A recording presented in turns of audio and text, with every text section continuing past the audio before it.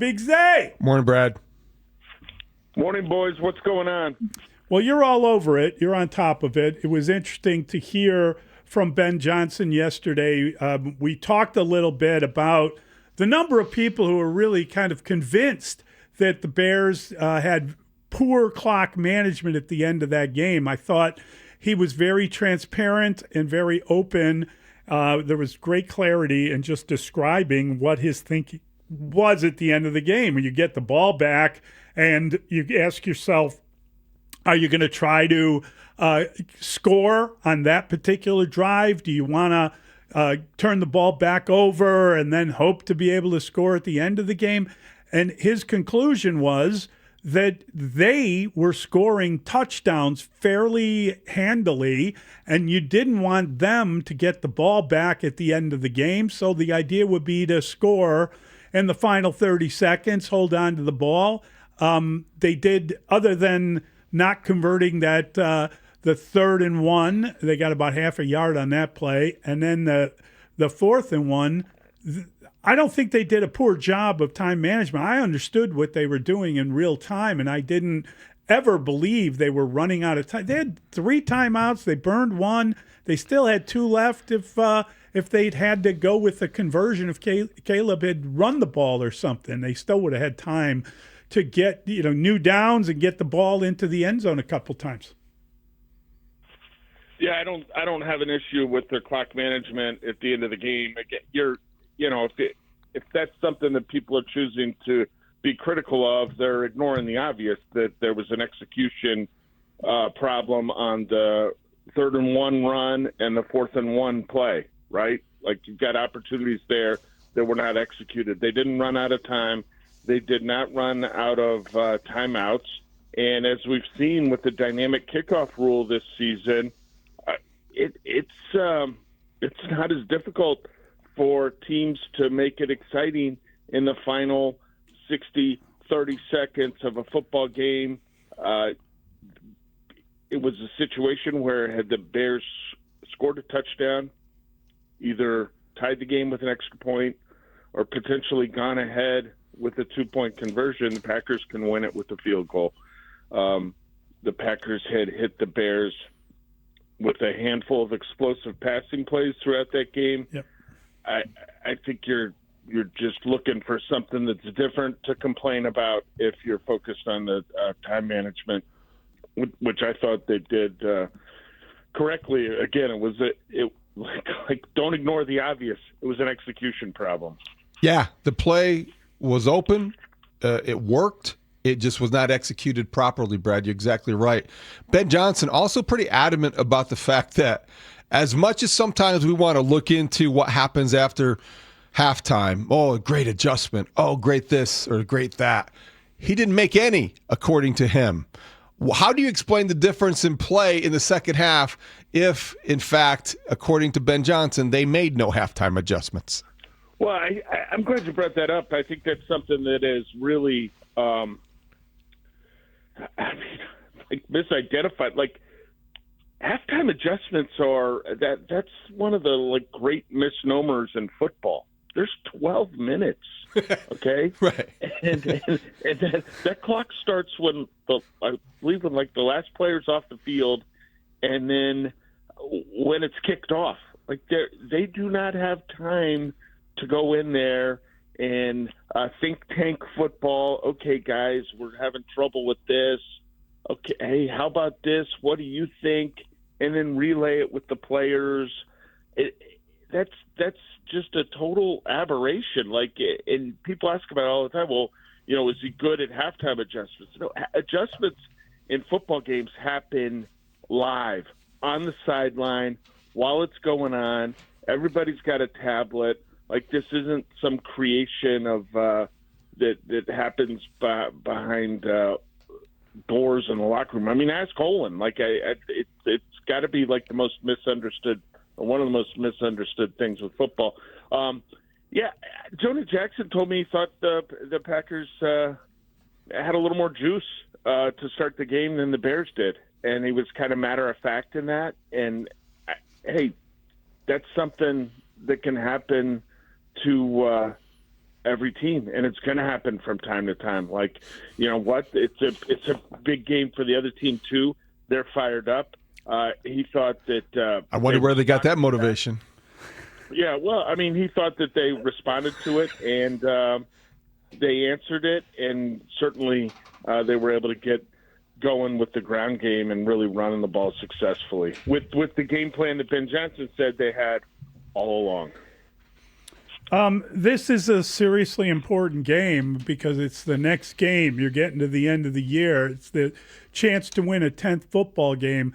The Browns come in here. They've now named Shedeur Sanders as their starter for the rest of the year. We know they've had a failed season. We know they've got a guy that looks poised to set a new record for sacks in a season in Myles Garrett. But I think that when you look at the entirety of this, Dave mentioned that this is sort of a trap game type thing. This is a kind of a bad spot.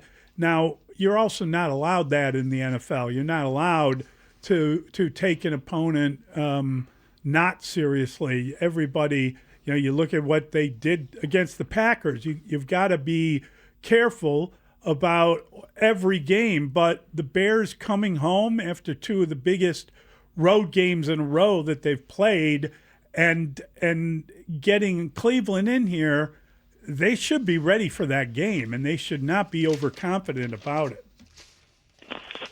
Yeah, I think Ben Johnson's done a good job of sort of resetting the locker room after some of the games that have gone the wrong way for the Bears, and I don't think that he'll struggle to get them back on point. Like, you listen to players, they're parroting the messaging that they're getting from the coaches.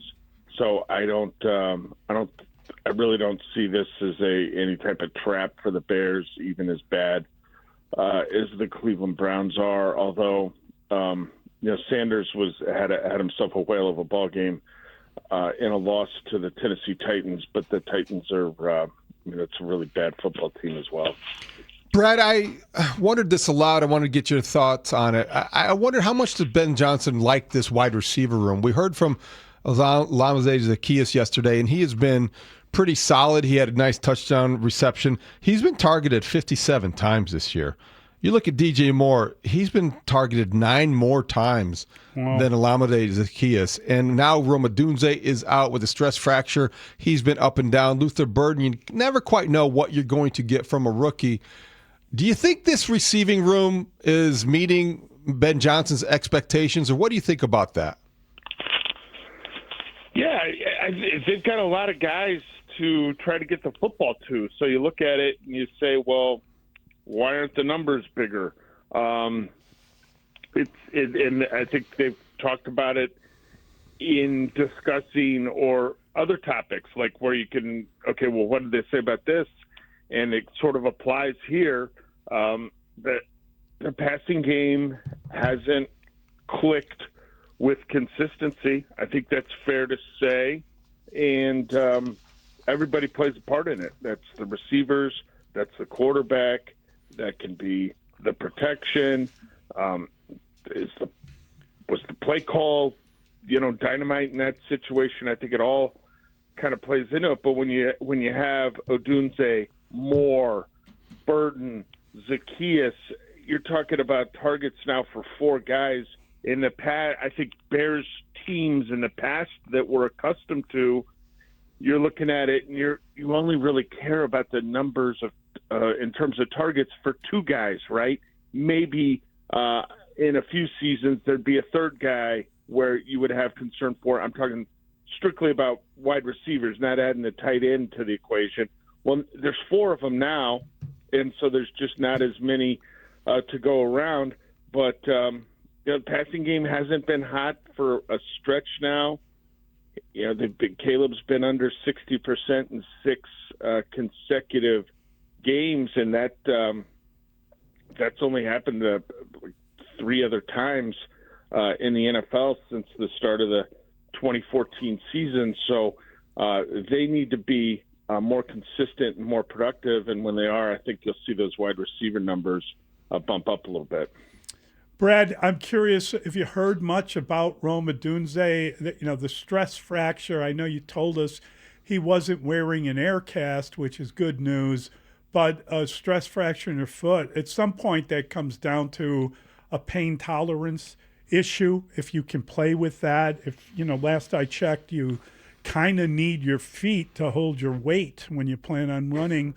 I'm just curious about anything with him. I know we're always waiting with bated breath for the injury list, but you indicated that maybe Kyler Gordon wasn't going to be around anytime soon. I'm just curious how the injuries, how we should read what they will look like in this game at Soldier Field on Sunday. Yeah, like I said yesterday morning, I didn't see Odunze in a walking boot or anything. He wasn't on a scooter, so he's just walking around normally.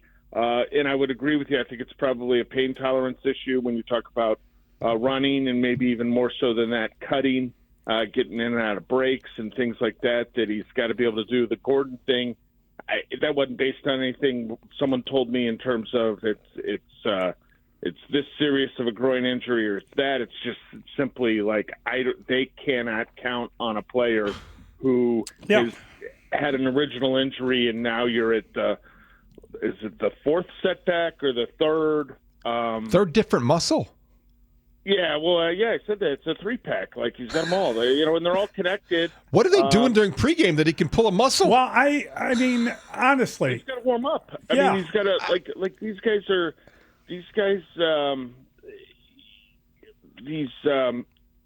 very athletic. Quick twitch. Finely tuned. Quick tightly twitch wound. guys. Yeah, I mean, it's easy for something to go wrong, but that's also why they're so dynamic athletically, why they can change direction and run, and it's just Johnson said, that they're going to take a real close look at this. He said he doesn't know a lot about the players. He said it sounded like he didn't know who he was. Right. Well, how would he, Dave? He hasn't been out there. They've been in the same building since January. He's yet to introduce himself. Hi, I'm Kyler. Hi, I'm your coach.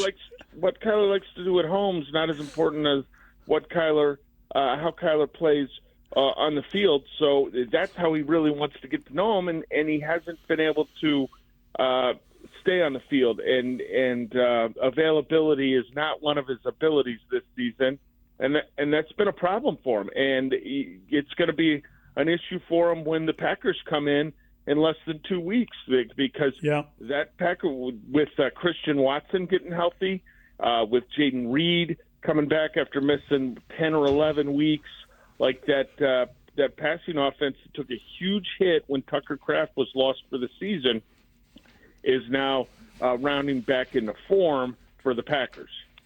No question about that. We should say this segment with Brad Biggs is sponsored by Estwing Professional Tools, made in the USA for over 100 years, estwing.com.